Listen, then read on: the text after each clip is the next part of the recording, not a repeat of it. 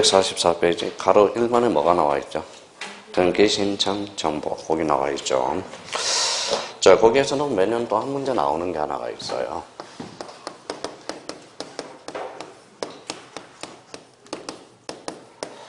자, 등기 신청 정보 그러면 그 옆에다 이렇게 한번 해가지고 이렇게 써놔봐요. 1.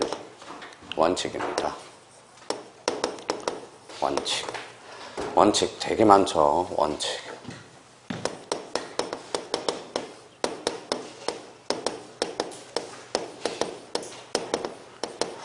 자, 하나의 건수에는 하나의 신청 정보. 그래서 1건 1신청 정보. 이렇게 써놓고요.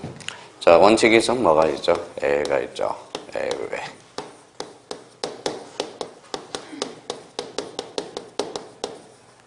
뭐라고 써놨어요? 일괄 신청. 싸잡아하는 게 일괄 신청입니다. 자, 일괄 신청은 요 옆에다 이렇게 써놔요.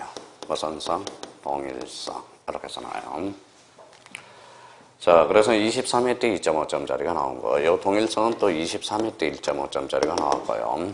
근데 여기는, 자, 신청 정보는 이렇게 포맷은 원칙, 1건 1신청 정보요. 얘는 무슨 신청이다? 일괄 신청이요.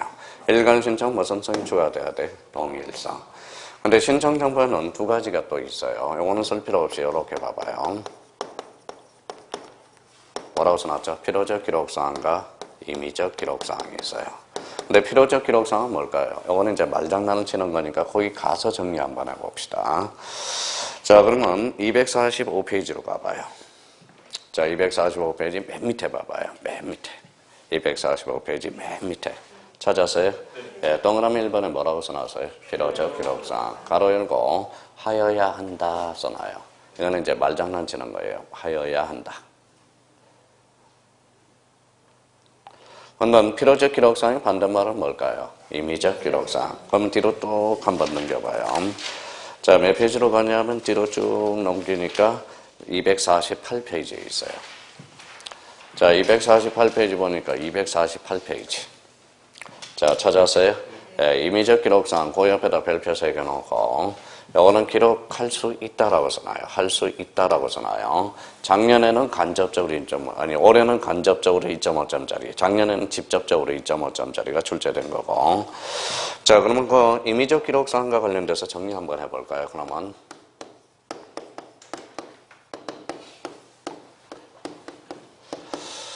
자, 임의적 기록사항과 관련돼서는 이미 봤어요. 여기 이제 이렇게 써놔요. 뭐라고 써놨죠? 돈. 이렇게 써놔요. 뭐라고 써놨죠? 원칙. 그렇죠. 원칙. 자, 그러면 돈은 눈물의 씨앗이에요? 소송의 씨앗이에요? 소송의 씨앗. 그래서 이제 돈은 원칙적으로 필요적 기록사항이고, 요거 이제 돈과 관련돼서 우리가 또 하나 집중적으로 공략할 거 요거 하나 써놔요. 뭐라고 써놨죠? 기간. 기간은 봐봐요. 뭐라고 써놨는지 봐봐요. 뭐라고 써놨죠? 언제나 임의적 기록사항이.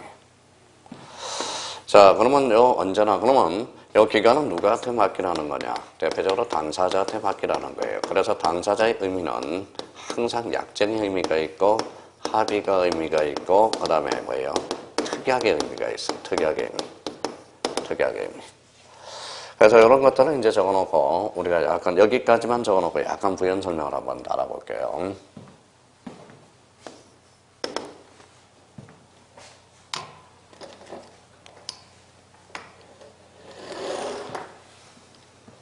자, 약정, 합의, 특약, 그죠.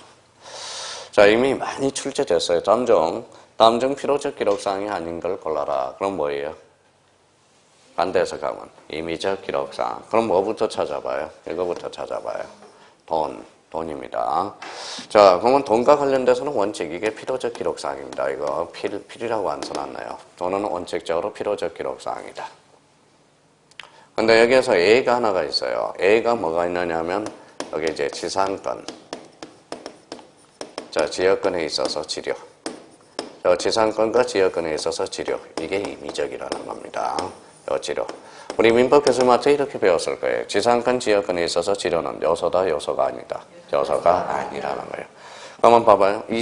3회 때, 23회 때 다음 중 필요적 임의적 기록 사항을 골라라. 그래서 지상권, 지역권의 치료. 이게 이제 23회 때 출제된 거고. 그러니까 돈과 관련돼서는 원칙적으로 무슨 사항이다. 읽어봐요. 무슨 사항? 필요적 기록 사항이야. 자, 그러면 이제 여기에서 약간 설명을 한번 해볼게요. 뭐라고 써놨어요? 임의규정. 여기 뭐라고 써놨어요? 임의규정. 임의규정은 뭐예요? 그렇죠. 이거라고 그랬어요. 특약. 그렇죠. 임의규정은 특약으로 배제시킬 수 있다, 없다? 있다라는 거예요. 그거는 이제 민법에서 연결이 되는 거고. 그러면 결론적으로 임의적 기록상은 아까 말씀하신 대로 해도 되고 안 해도 돼요. 그러면 하게 되면 무슨 역이 발생하느냐? 여기에다 줄 쳐놓으세요. 무슨 역? 이게 바로 대항력이 발생한다는 거예요. 대항력이라는 거예요. 대항력. 그러니까 재산권의 지료를 등기부에 기록하면 제3자의 개기는 힘. 무슨 역? 대항력이 발생한다. 그래서 임의적 기록사항과 관련돼서는 계속적으로 우리가 출제되고 있는 파트고, 그러면 작년에 출제된 거 한번 볼래요? 맞는 지문인지 틀린지 봐봐요. 전세권에서 전속기간은 기록할 수 있다. 이런 맞죠? 기록하여야 한다. 어때? X. 이게 이제 작년의 의미죠. 근데 여기는 뭐라고 써놨어요? 언제나. 기간은 언제나 의미적이라는 거야. 그러면 돈은 원칙적으로 무슨 사항이다? 필요적 기록사항. 여기에서 예적 측면이 바로 뭐예요? 재산권과 지역권에 있어서 지료는 뭐다? 임의적이라는 거야. 그러니까 이런 의미를 잡고 이 임의적 기록사항은 직관적으로 뭐예요? 직관적으로 계속적으로 출제되고 있거든. 그래서 그 밑에 한번 볼까요? 자, 임의적 기록사항과 관련돼서 이제 줄을 한번 꺼놔볼까요? 기재할 것인가 여부가 당사자의 의사에 맡겨 있는 당사자의 약정 동그라미, 특약사항, 특약 동그라미. 이러한 사항이 등기부에 적히면 줄잖아요. 무슨 역이 발생한다? 대항력. 그래서 그러면 여기 기업과 관련돼서는 포인트는 키워드는 약정, 특약. 무슨 역이 발생한다? 대항력이 발생한다는. 또 하나 니은에 가서 꼭 잡혀줄 거 있어요. 임의적 기록사항은 거기에만 줄잖아요. 법률의 근거 규정이 있어야 된다는 거. 네 번째 줄은 법률의 근거 규정이 있어야 된다는 거. 자, 그 정도만 이번 달 것에 잡아두시면 됩니다. 그럼 이렇게 이제 제가 지워봤어요. 자, 그러면 오늘 이제 또 기초 토대를 마련해야 돼. 임의적 기록사항, 돈은 원칙적으로 무슨 사항이다? 필요적 기록사항. 거기에 대한 애가 지상권 지료, 이거는 임의적이다. 임의적 기록사항은 등기부에 기록할 수도 있고 안 할 수도 있는데 기록하게 되면 대항력이 발생한다. 그러면 기간은 언제나 임의적이야. 그러면 기간은 누구한테 맡겨라? 당사자. 그래서 약정, 특약, 합의는 무슨 사항? 임의적 기록사항이야. 그럼 자, 한번 봐봐요. 우리 15회 때하고 15-1. 자, 폼에 짜봐봐요. 다음 중 필요적 기록사항이 아닌 것. 일단 뭐부터 찾아? 기간. 아니면 약정, 특약, 합의. 이거 찾아라. 자, 그러면 15-1 때도 15회 때도 출제됐고 15-1 출제됐고 그 다음에 이제 19회 때 봐봐요. 임차권 등기 명령에서 필요적 기록사항이 아닌 것. 임차권의 전속기간. 뭐예요? 임의적이라는 거네. 그게 그럼 작년에도 기간과 관련돼서 출제가 됐고요. 그러니까 이런 의미는 지금 계속적으로 출제됐으니까. 근데 특히 여기 5개 지문에서 섞어서 나와서 보면 잘 안 보여요. 임의적 기록사항 기록할 수 있다. 하여야 된다. 이러면 틀려요. 그럼 나갑니다.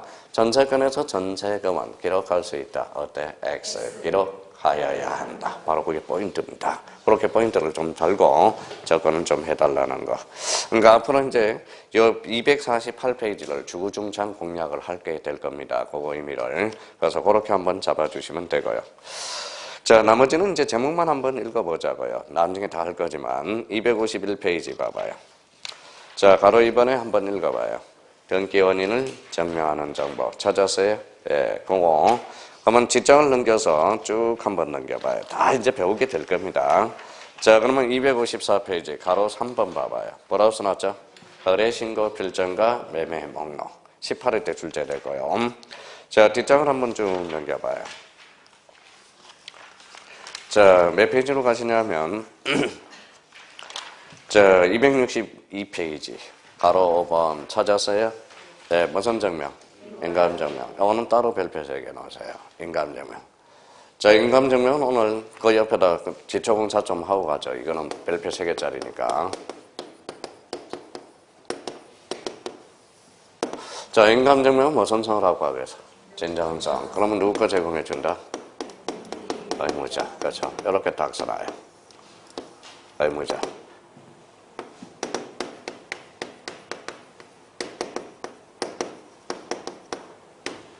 자, 인감증명은 등기의무자의 진정성을 보장하기 위해서.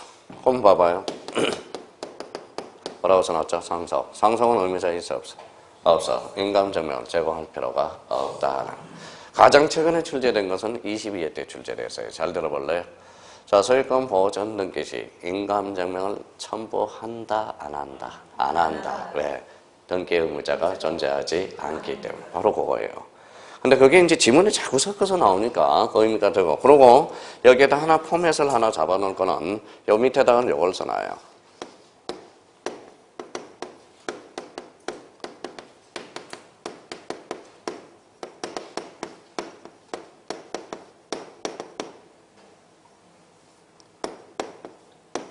뭐라고 써놨죠? 원래 소유권 명인. 원래 소유권 명인. 원래 소유권 명인. 자, 그러면 이건 이제 80% 다 끝난 거예요. 그럼 한마디로 뭡니까? 원래 소유권 명인이라는 것은 원래 집주인이 등기 의무자일 때 제공해주면 된다라는 거예요. 그럼 봐봐요. 그러면 이걸 가지고 써먹을 수 있는지 한번 테스트 한번 해봐요. 봐봐요.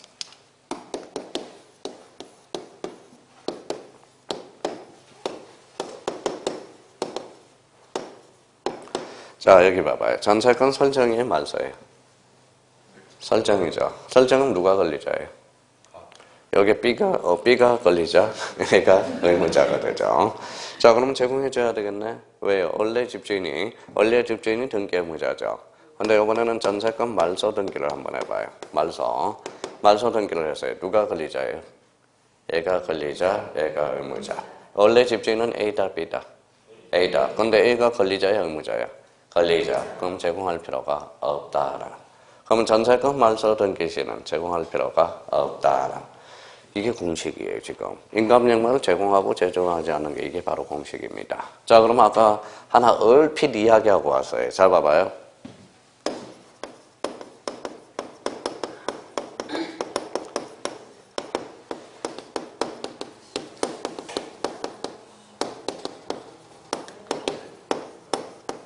자, 얼마나 이제 잘하는지 봅시다.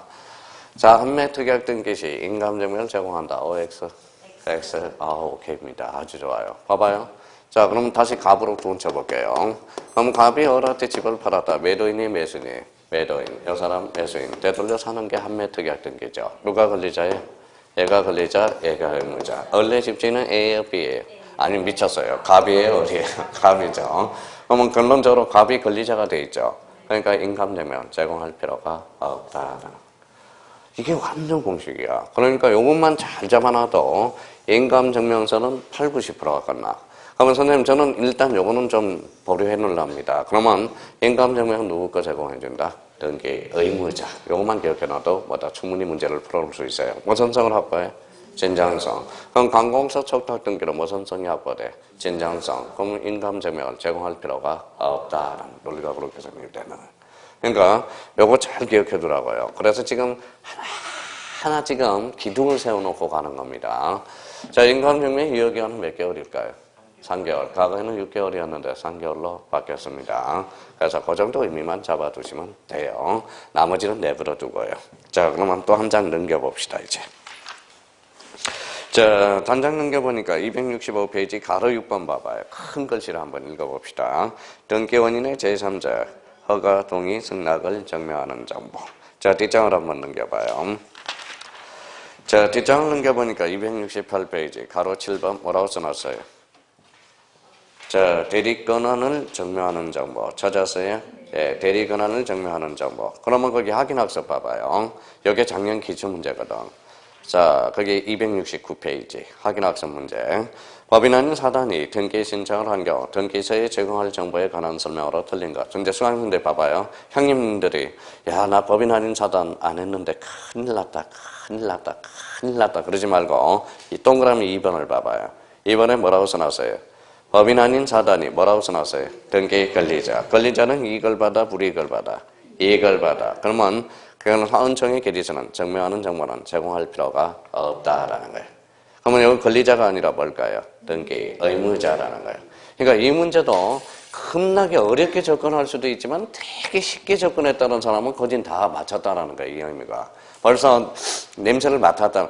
되는 걸리자가 나와서 벌써 찍고 넘어간다고 이거. 그러니까 냄새를 잘 맡아야 돼. 냄새가 나왔다라는 거예요. 냄새가. 그러니까 그런 감각을 자꾸 익혀달라는 거예요. 작년에도 이것도 이게 생각하면 한편으로는 되게 어려운 문제면서도 한편으로 조금만 생각했다면 이 문제도 주워먹는 문제라고 사실 따지고 보면. 가능은. 그래서 정답은 2번이 되고요. 찰판론은 신청인의 주소를 증명하는 정보 찾았어요? 예. 그럼 뒷장을 한번 넘겨봐요. 자, 9번에 뭐가 나와 있죠?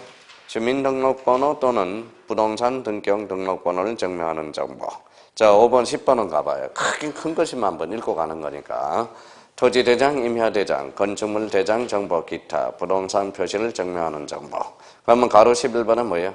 건물의 도면 또는 지적도. 12번은 계약 또는 공정정서. 13번은 등기상 이해관계 내 승낙서 또는 이해 등할 수 있는 재판의 등본. 찾았어요?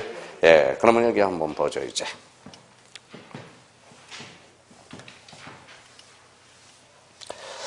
자, 간신히 여기 왔어요. 봐봐요.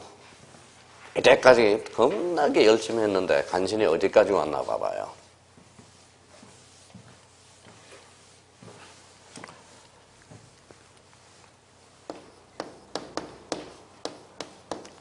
자, 갑이 을한테 팔아서요. 이 사람은 매도인, 이 사람은 매수인, 이 사람은 사인, 권리자, 의무자, 두 사람은 당사자. 자, 그러면 여기 이제 간신히 여기까지 왔어요. 이때까지 살핀 게 여기까지네. 여기서 한번 다시 한번 적어볼게요. 매도인, 매수인. 자, 이 사람은 사인, 이 사람은 사인, 이 사람은 권리자, 이 사람은 의무자, 이 사람은 당사자. 그렇죠, 당사. 자, 당사자 등기소에 오면 당사자 신청주의가 돼. 그렇죠? 자, 그러면 당사자 신청주의가 됩니다. 혼자 오면 단독, 둘이 가면 공동 신청이 돼. 봐봐요. 그러면 여기 이제 봐봐요. 그러면 이제 등기소에 왔어. 그럼 뭘 구비해줘야 돼? 신청서를 작성해줘야 돼. 그래서 신청 정보를 배웠고 등기 신청에 필요한 서류를 구비했죠. 그럼 서류를 구비했는데 등기소에 갈까 말까 고민이야. 그러면 직접 가면 방문 신청, 혼자 가면 전자 신청이 돼. 그러면 거기 봐봐요. 4번에 등기 신청의 방법 찾았어요? 네, 등기 신청 방법은 그 옆에다 세팅을 해놔요. 이렇게.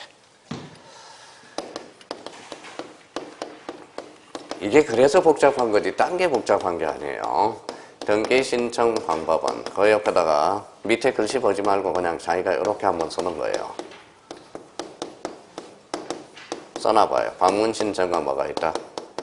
전자 신청이 있어. 방문 신청과 전자 신청. 자, 전자 신청과 관련돼서는 별표 5개 놓고 이 2개를 묶어서 이렇게 써놔요.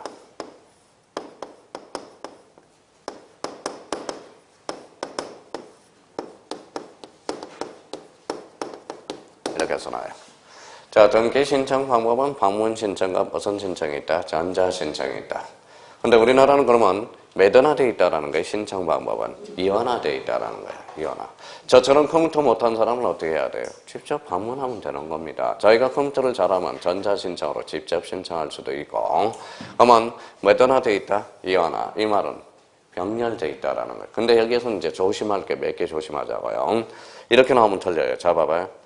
정기 신청 방법은 원칙이 전자 신청이에요. A가 전자 신청이다. 그때 X.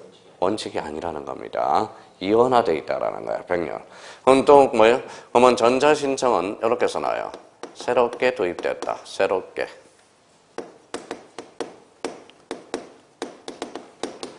도입. 이름은 X입니다. 새롭게 도입된 게 아니에요. 과거에 있었는데 과거에는 이렇게 돼 있었어요. 법률에. 라고 써놨죠. 특례로 있어서 특례. 자, 그러면 이렇게 나오면 틀려요. 자, 부동산 등기법은 전자신청을 새롭게 도입했다. 그때요? X야. 즉, 과거의 특례 규정으로 있다가 뭐다? 이번에 부동산 최근에 등기법이 개정되면서 방문신청과 전자신청을 나란히 왜 했다? 이원화 병렬했다. 근데 거진 이렇게 나오면 사람들이 다 틀려요. 자, 부동산 등기법. 현행 부동산 등기법에서는 전자신청을 새롭게 도입하였다. 어때? X. 새롭게 도입한 것은 아니라는 거. 이거 조심해야 됩니다. 과거에 뭘로 있었다? 특례로. 특례가 뭐예요? 특별히 예적으로. 이렇게.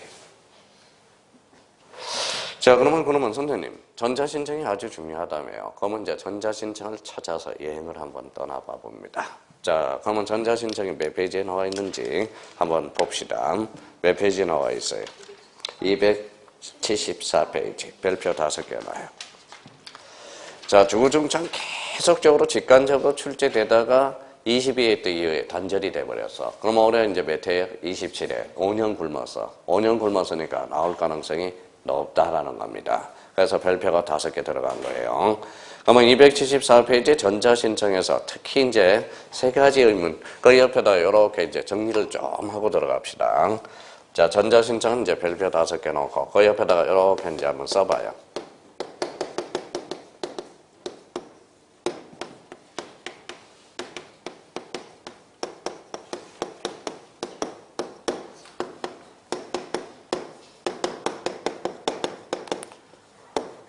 이렇게 한번 써봐요.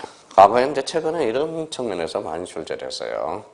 자, 그러면 요번 달 거서에 전자신청의 적격자, 부적격자. 요거만 적격자, 부적격자. 자, 적격자 하는 것보다도 뭘 잡아놓는 게 나아요? 부적격자. 그럼 부적격자를 뺀 나머지는 뭐라는 거다? 적격자예요. 써요. 뭐라고 써놨죠? 비법인. 그죠?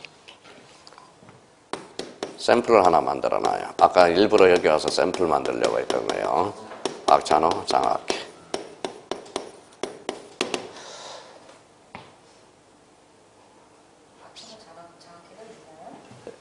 있을 거예요. 있어요. 엊그제는 홍명보 장학회도 있고, 홍명보 있어요. 박찬호 장학회는 역삼동에 거기 큰 빌딩이 하나 있어요. 박찬호 돈 많이 벌었죠. 그런 측면에서 박찬호 씨. 자, 그러면 여기 봐봐요. 박찬호 장학회는 뭐다? 비법인. 자, 그러면 여기 봐봐요. 여기까지 한번 봐봐요. 과거에 출제된 것. 전자신청과 관련된 설명 중 틀린 것. 법인과 비법인은 전자신청할 수 없다. 그때요? X. 자, 그러면 법인은 전자신청할 수 있지만 비법인은 전자신청할 수 없다라는 거. 근데 이제 그렇게 이제 출제됐으니까 이걸 알아야 돼. 봐봐요. 박찬호 장학회. 전자신청과 관련된 설명 중 틀린 것을 골라라. 박찬호 장학회는 전자신청을 할 수 있다. 그때 X. 그렇게 나올 수가 있다라는 거야. 자, 이제 그러면 봐봐요. 그러면 믹싱을 한번 시켜볼게요. 농협협동조합과 박찬호 장학회는 전자신청을 할 수 있다. 그때 X. 농협협동조합 자체는 법인으로서 전자신청할 수 있지만 박찬호 장학회는 전자신청을 할 수 없다라는 거. 그럼 박찬호 장학회는 그럼 무슨 신청을 해야 될까요? 방문 신청을 해야 되겠죠. 자, 그럼 무슨 신청이죠? 대리 신청 써요.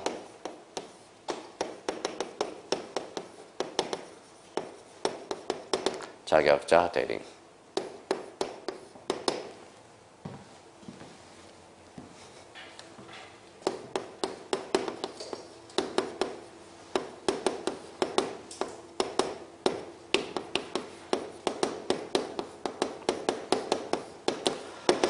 자, 변호사와 법무사를 뭐라고 그래요? 자격자 대리인이라고 그래요. 자격자 대리인. 근데 세상은 무슨 싸움이에요? 세상은 무슨 싸움이에요? 밥그릇 싸움이야, 밥그릇. 세상은 밥그릇 싸움이에요. 밥그릇을 누가 많이 지느냐? 이게 싸움입니다, 사실. 그럼 봐봐요. 변호사, 법무사가 무슨 대리인이에요? 자격자 대리인. 그러면 일반인도 전자신청을 대리신청할 수 있도록 한다면 변호사, 법무사는 밥그릇이 준다라는 거야. 그럼 누구 밥그릇 챙겨준 거죠? 변호사, 법무사.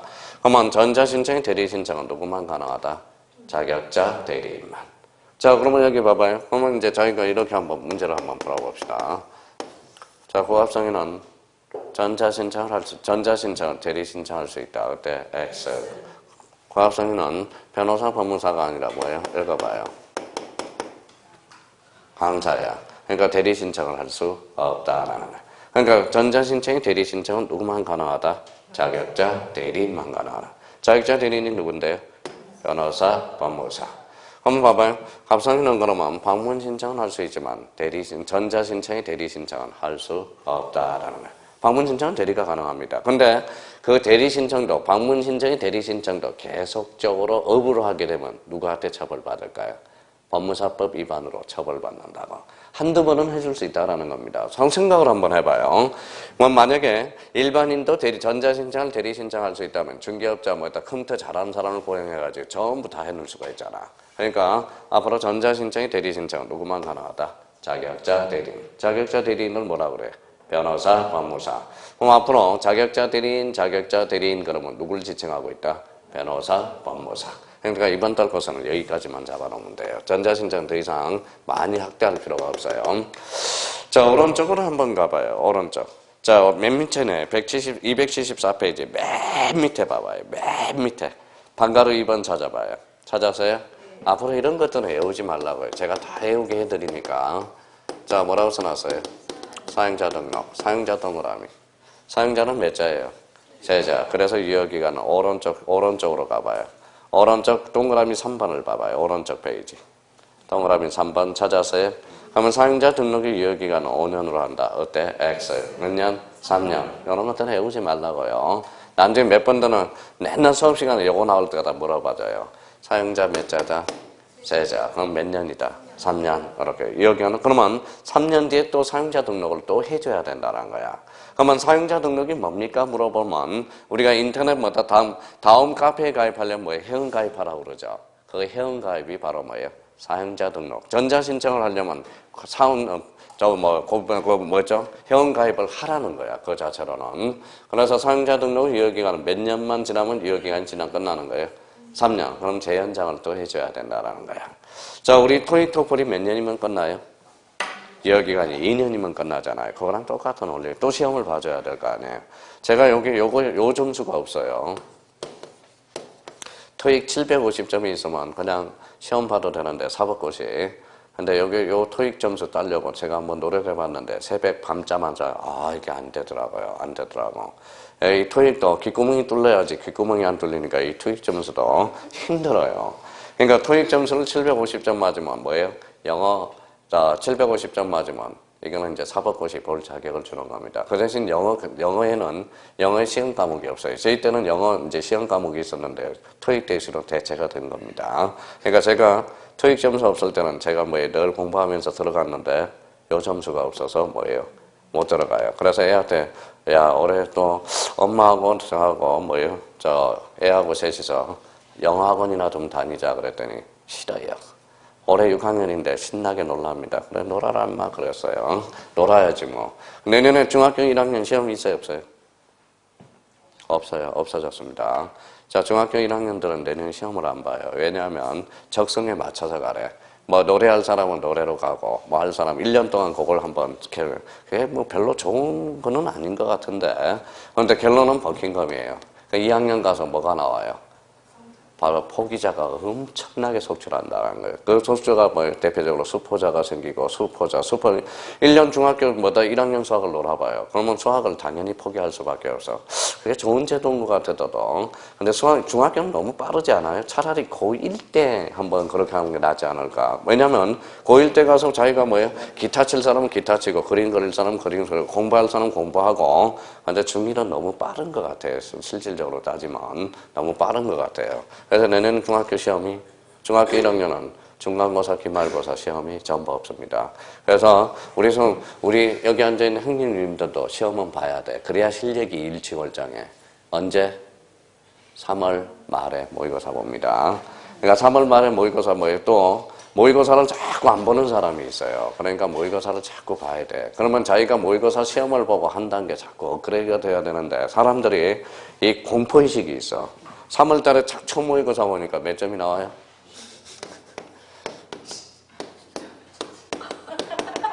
자, 7.5에서 27.5가 나오니까 사람들이 4월 달에 겁나 이제 4월 달에 시험에 공포 진짜라니까요. 그러니까 자꾸 모의고사를 등한시하게 된다고. 근데 그래도 모의고사를 자꾸 봐서 시험에 대한 공포의식, 그 다음에 자기가 그 틀린 문제를 자꾸 확인하는, 그래야 모의고사를 4번만, 3번만 확인해봐요. 오답 정리. 처음에 오답 정리는 시간이 많이 걸려요. 근데 3월달, 4월달, 5월달 뭐야? 3달만 오답 정리해봐. 근데 책을 찾아서 오답 정리하라고. 따로 오답 정리를 하지 말고 요 책이 어디 부분에 있다. 그러면 3번만 하면 6월달에 갑자기 팍 점수가 올라. 근데 3월달부터 이제 모의고사 보고 나서 이제 꾸깃꾸깃 쓰레기통에 버려버려요. 아빠, 엄마, 모의고사 점수 얼마 나왔어? 7.5 나왔다고 말도 못해요. 말도 못한다고. 그러니까 꼭 담고 있다고. 그러니까 이제 4월달부터는 모의고사 안 봐야 되겠다. 그럼 비극이 시작되는 거야. 근데 모의고사를 보더라도 딱 2가지 측면만 해요. 자기가 오답 정리 한번 하고, 오답 정리는 따로 또 하지 말고. 요즘 잘 나와 있잖아. 뭐가 있어요? 뭐가 잘 나와 있어요? 스마트폰 있잖아. 스마트폰. 오답 정리를 스마트폰으로 하라고. 스마트폰. 봐봐요. 문제 틀렸잖아. 틀렸잖아요. 그러니까 과목별 파일을 만들어서 뭐라고 사진을 탁탁 찍어놔. 틀린 문제만. 그럼 선생님 7.5 맞을 때는 다 찍어야 되는데. 그럼 찍어놔야 돼요. 그거 틀린 문제만 이상하게 시험장 가면 나온다고. 그거 특이하대요. 그게 무슨 법칙이에요? 머피의 법칙이 되더라고. 근데 틀린 문제는 계속 틀려. 이상하게요. 틀린 문제는 또 틀리면, 아무리 쉬운 문제도 틀린 문제는 계속 틀려. 그러니까 요즘 따라하지 말고요. 또 오답 정리하라니까 노트에 갖다 놓고 일일이 적어 놓고 하지 말고. 그럼 차라리 노트 하려면, 오답 정리하려면 뭐다? 문제를, 틀린 문제를 오려가지고, 딱딱 오려가지고 붙여놓으라고요. 무슨 말씀인지 아시겠죠? 그리고 그 문제, 모의고사 문제 집어 던져버리고. 그러니까 맞는 문제는 찍어서 맞은 문제는 시험장 가면 또 맞아요. 희한해요. 그러니까 모르는 문제를 찍어서 맞히면 또 맞아. 근데 틀린 문제는 또 틀려요. 아는 문제라도. 그러니까 뭐 잘 공략을 하라고. 스마트폰 좋잖아요. 뭐 카메라 있으니까 툭 찍어놓고 툭 찍어놓고. 그러니까 틀릴 때마다 그거 한번 쫙 뭐다 줌도 좋잖아요. 쭉 눌려보면. 그러니까 어떤 사람은 일일이 써가면서 오답 노트 하면 나중에 시간이 많이 걸려. 시간이 많이 걸리니까 그 정도 한번 해두시면 되고요. 한번 해봐요. 올해 아마 원전은 아마 100% 합격해야 돼요. 100%. 100% 합격 안 하기만 하면 떨어지는 사람이 있으면 제가 추적을 합니다. 자, 그래서 이제 부탁 좀 드리고요. 그러면 앞으로 이런 거 해오지 말라고요. 사용자 등록의 기간, 사용자 몇 자? 3자. 그래서 3년 이렇게 이야기해요. 그러니까 제발 봐봐요. 작년에 지적 파트에서 이게 나왔거든. 자, 이 신청 기간 몇 개월일까요? 3개월이 아니에요. 봐봐요. 자, 몇 개월? 1개월. 그렇죠, 1개월. 그래서 우리 가로놓기 1개월이거든. 이 신청 기간 가로를 넣어놨거든. 그럼 몇 개월이다? 1개월이야. 1개월이야. 그러니까 이런 걸 외우지 말라고요. 자, 그럼 나중에 이제 봐봐요. 읽어봐요. 토지 소유자 몇 자예요? 5자. 축적 변경 절차와 관련돼서 따로 외울 필요가 없어. 그러면 토지 소유자 5자죠.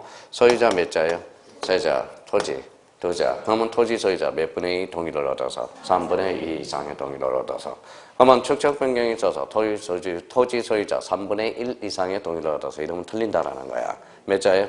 3분의 2. 외우지 말라고요. 제가 외우라는 것만 외워두면 됩니다. 눈으로 익히라고 자꾸. 토지 소유자 3분의 2. 그럼 축적 변경 위원회는 읽어봐요. 몇 명 이상? 5명 이상 10명이네. 아직 외우지는 않았지만. 그럼 이렇게 줄 쳐놔서 나중에 이렇게 하라고 그런다고. 그럼 분모로 나타나면 몇 분의 5예요? 10분의 5. 그러면 약분하면 2분의 1. 그래서 축적 변경 위원회에서 토지 소유자 3분의 1 이상을 포함해서 이름 틀린다는 거야. 몇 분의 1? 2분의 1. 그러니까 이런 거 외우지 말라고요. 그러니까 따로 외우지 말라고요. 제가 뭐 포인트를 잡아서 자꾸 눈으로 익혀놓으라고 그러니까. 그럼 다 해왔네. 자, 사용자 몇 자? 3자. 몇 년? 3년. 그러니까 이렇게만 하지 말라고. 사용자 등록 5자, 5년. 이러지만 말라고요. 이러지만 말라고. 그러니까 외울 것도 참 많다는 거예요. 6과목. 그러니까 일일이 외우지 말고 눈으로 익히라고 공시법은. 앞으로 그렇게 계속 이야기를 해드리고요. 자, 그러면 이제 뒷장을 한번 넘겨봐요. 자, 뒷장을 쭉 한번 넘겨봐요. 그러면 278페이지로 이제 가봅니다. 자, 여기 봐봐요, 이제.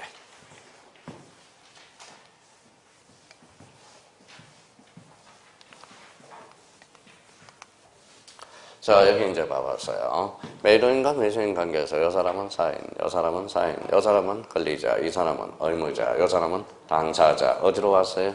등기소로. 등기소로 왔더니 누가 있어요? 등기관이 있네. 등기관한테 뭐하러 왔어?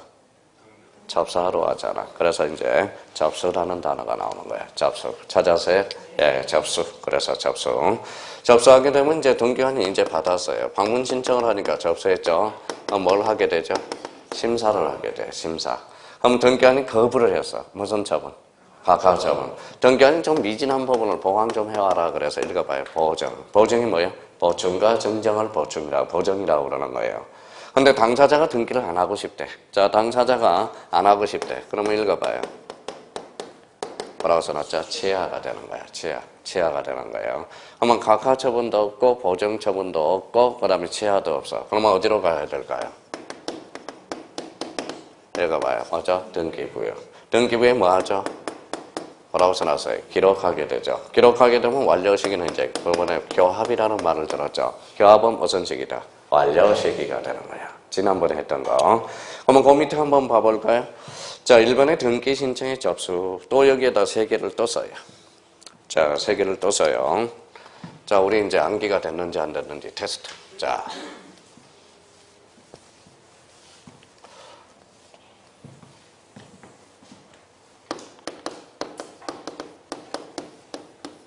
한 번 더 써요. 자, 접수 시기.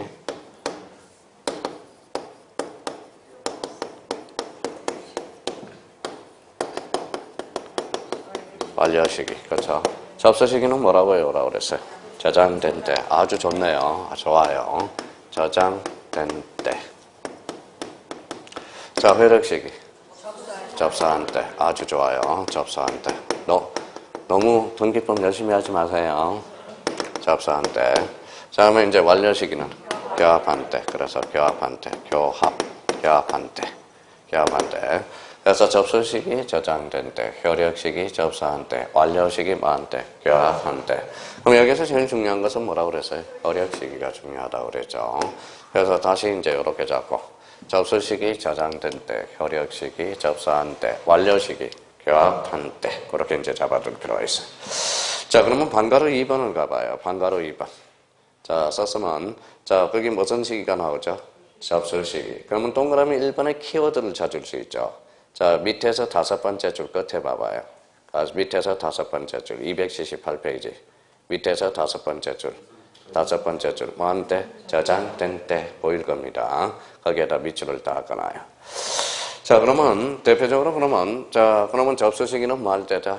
저장된 때. 그 오른쪽 3번을 가봐요. 3번에 갔더니 뭐라고 써놨어요? 효력 발생 시기라고 나옵니다. 거기는 1번에 접수한 때 줄 잘 알아요. 접수한 때.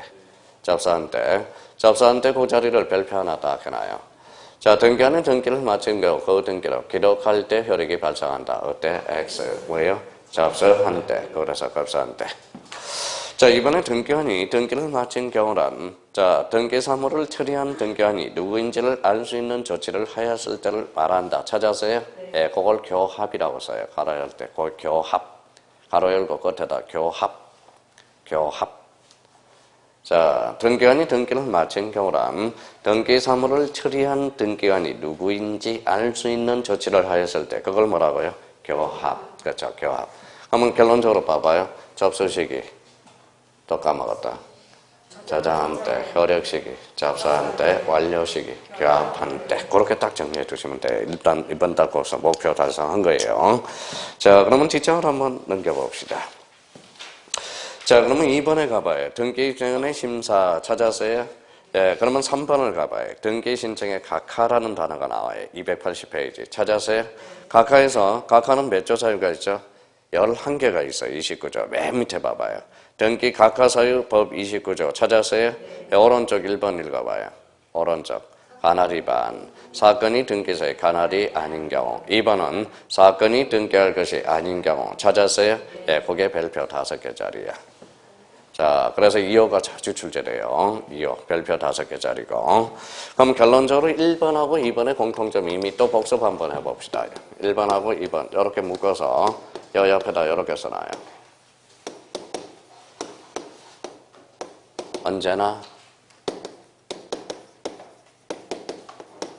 언제나 당연무효.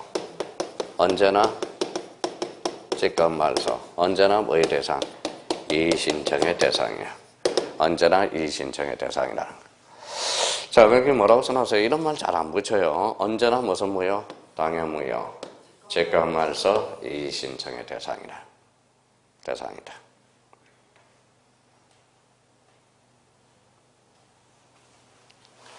자, 그러면 몇 페이지를 한번 가보냐면 페이지 226페이지로 가봅니다.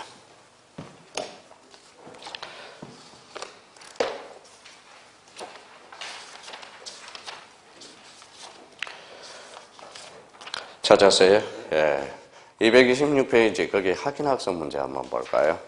자, 등기관이 소정의 절차를 거쳐 직권으로 말소한 경우는 2번 읽어봐요. 동그라미 2번 읽어봐요. 가나리반의 등기지만 등기와 실제 관계와 부합한 경우. 여기 읽어봐요. 아까 가나리반은 언제나 직권 말소. 그럼 정답은 몇 번이다? 2번. 그렇죠? 제가 뭐라고 그랬어요? 이러한 이유는 언제나 가나리, 언제나 당연무효, 언제나 직권 말소, 언제나 뭐의 대상? 이의신청의 대상이야. 근데 요 사람들이 가나리반의 등기이지만 여기에 속았다라는 거예요. 그 구단에. 등기와 실제 관계에 부합하는 경우 여기에 속으면 안 돼. 가나리반은 당연무효고 직권 말소고 언제나 뭐의 대상? 이의신청의 대상. 그러니까 사람들이 그 후자에 속으면 안 돼요. 가나리반은 무조건이야. 생각을 해봐. 제가 여기 봐봐요. 마포에서 나와서 그러면 마포 집으로 가야지 제가 원주 집으로 가면 돼? 안 돼? 안 돼. 그게 가나리반이야. 설사. 이건 말이 안 되는 소리야. 가나리반은. 그러면 가나리반은 무슨 무효가 된다? 언제나 당연무효. 설사 등기가 되면 등기관이 말소. 무슨 말소? 직권 말소. 그러면 말소 시키니까 기분 더럽잖아. 그러니까 사태질 한번 해야 될 거 아니야. 사태질이 무슨 신청? 이의신청이라는 거야. 그래서 그런 의미가 전개되기 시작합니다. 다시 돌아와요. 저도 페이지의 운이라고요. 좀 골치 아파요. 여기 제대로 맞았네, 아까. 페이지 226페이지. 그렇죠. 저도 페이지 다 외우고 다닌다고. 근데 요즘은 저도 한물 갔어요. 이제 예전처럼 페이지 못 외워요. 예전처럼. 페이지 잘. 예전에는 뭐다 페이지. 핸드폰 100개도 외우고 다녔는데 요즘 핸드폰, 집사람 핸드폰도 못 외우고 다녀요. 그 핸드폰도. 집 전화번호도 모르겠어요. 집 전화번호도. 그래서 그만큼 요즘 뭐예요? 이게 암기력이 많이 떨어져요. 왜 그럴까요? 스마트폰 때문에. 스마트폰 저장해놓기 때문에. 요즘은 단축키만 누르면 되거든. 끝자리만 탁탁 누르면 뜨져버리니까. 근데 끝자리 4개는 많이 외워놓습니다. 끝자리 4개는 잘 외워요. 자, 그래서 이제 각하라는 것은, 그러면 여기에서 이제 1번하고 2번, 요거 조심하고, 특히 이어 사건이 등기할 것이 아닐 때, 무조건 한 문제 출제되는 거야. 별표 5개는 무조건이야, 무조건. 나중에 우리가 이제 요 부분에 대해서 이제 초토화 시킬 거고요. 자, 뒷장을 한번 넘겨봐요.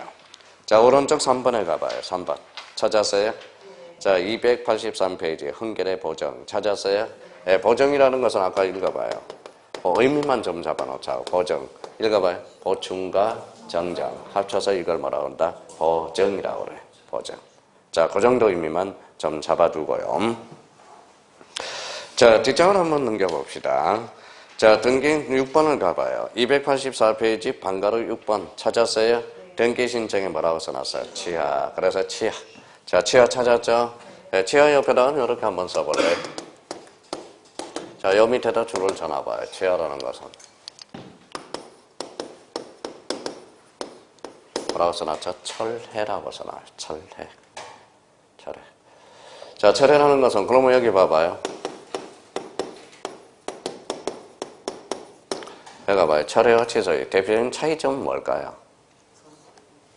이거는 법률효과 발생 전 단계 하는 거고, 이거는 법률효과 발생 후에 하는 거야. 그러니까 봐봐요. 법률효과는 이미 발생했어요, 안 했어요? 했죠? 그럼 읽어봐요. 그러니까 법률효과 발생 후에 했으니까 딴 자가 타인의 근원 없이 재산을 취득하고 있잖아. 그래서 취부라고 그랬죠. 취소는 그래서 뭐가 발생하다? 부당이득 반환 의무가 발생하게 되는 거야. 그래서 취부라고 그랬어요. 취부. 그러니까 여기 봐봐. 읽어봐요. 소가 뭐예요? 소급표라는 거야. 소급표. 취소는 무슨 효가 발생한다? 소급표, 취부. 그거 둘 중에 해놓고. 그럼 요거와 요거의 차이는 법률효과 발생 전, 요거는 발생 후. 그러면 등기 취하는 언제 한다? 등기 완료 전 단계 해주죠. 그러면 여기 한번 읽어볼래요? 완료 시기 뭐한테? 교합한테. 그러면 등기 취하는 언제 한다? 교합 전. 그렇죠. 그렇게 연결이 될 거란 말이야. 교합 전. 자, 그러면 거기 옆에 줄 쳐놓으세요. 자, 등기 신청이 취하란 등기 신청이니 등기하는 등기를 마치기 전 동그라미. 전에 그가 등기를 처음부터 등기 신청이 없었던 것처럼 읽어봐요. 자발적으로 뭐 하는 것, 철회하는 것. 나와 있죠? 개념 정도만 잡아놓고, 자, 오늘 이제 진도는 거기까지를 목표로 설정해 놨습니다. 자, 그러면 여기 봐봐요. 이제 몇 개 외우고 가자고. 접수시기, 저장한 때, 효력시기, 접수한 때, 완료시기, 교합한 때. 그러면 1호 무슨 위반? 관할 위반. 2호는 사건이 등기할 것이 아닐 때. 그러면 1호와 2호는 언제나 당연무효, 언제나 직권말소, 언제나 이의신청의 대상이라는 거. 자, A가 갑이 O한테 집을 팔았다. 매도인, 매수인. 이 사람은 사인, 이 사람은 사인. 권리자, 의무자. 두 사람은 당사자. 사인 간의 관계. 실체 관계. 이거는 무슨 관계? 절차 관계. 얘가 등기를 안 해줘. 등기, 청구권. 얘가 등기를 안 받아가. 등기, 인수, 청구권. 기억나시죠? 그럼 사인이 등기소에 등기를 요구하는 권리. 등기, 신청권. 그러면 등기 청구권과 신청권은 같다, 다르다? 다르다. 등기 청구는 두 종류가 있죠. 물청과 채청. 물청은 실체관계와 등기가 불일치할 때. 이거는 실체관계와 등기가 일치할 때. 그러면 말소는 물청, 이전은 채청. 그래서 통장. 그러니까 거기 A는 나중에 설명합니다. 그럼 결론적으로 등기 청구권의 종류는 두 종류가 있다. 뭐가 있다? 물청과 채청. 오늘은 여기까지입니다. 하여튼 뭐 크리스마스 이브 이렇게 토요일 날 나오신 것만 감사드리고요. 하여튼 자, 제가 기독교 신자예요. 자, 천주교 신자죠. 스테파노. 아마 축쪽에 아마 은총이 있을 겁니다. 하여튼 크리스마스 끝나고 어제도 듣고 오늘 듣고 아마 여기 복 많이 받을 거예요. 복 많이 받고. 그러면 내년에 이제 만나야 되겠네. 내년 2월에 만나야 되겠네. 1월 2일 날. 하여튼 그때는 뭐 새해 복 많이 받아야 되고, 우리 1월 2일 날 새 출발을 저와 함께 하고요. 다음 주에도 수업 빠지지 마시고, 다음 주에 그걸 철저하게 좀 수업 더 짜고요. 하여튼 오늘 감사드리고요. 다음 주에 뵙도록 하겠습니다. 감사합니다. 안녕히 계세요.